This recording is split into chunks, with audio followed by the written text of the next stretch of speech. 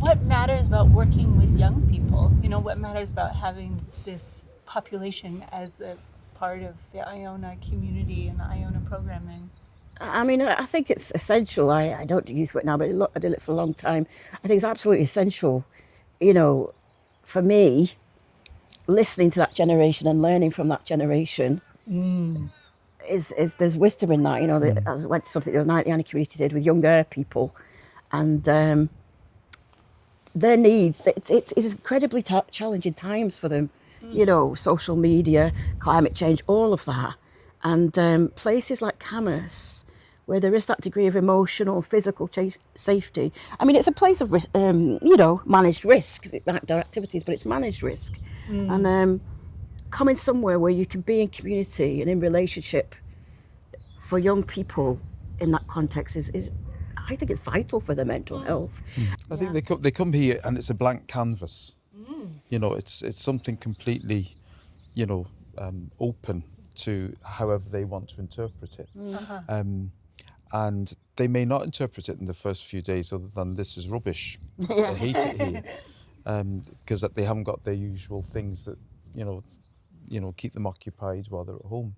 But I think you know, that there is a kind of way that the kids have got a blank canvas when they come here too, you know, and they'll fill it because there is a bit of a stripping off of, you know, the things that they're used to at home, and the first couple of days can be a real challenge for them. By the middle day, they're probably fit to be tied, I would suggest. Then by the Thursday, they're kind of Fit to be tied. Oh, fit to be tied. Sorry, you know, they're kind of at the end of their tether. Okay. Does that mean so that because they're missing everything and they're having to deal with each other, they're having to do things together, like do the washing up, do the garden, do the chores, whatever chores they may be, doing activities together.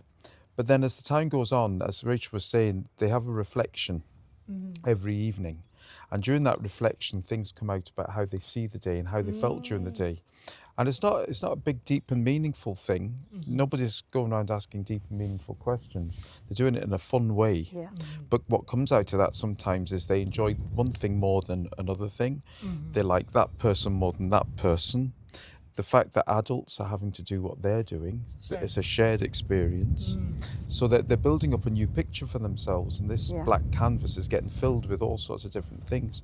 So that by the time they're going down the track on the last day, and there's a little reflection at the end of the track on the last day, it's often that there's tears. People don't want to go home.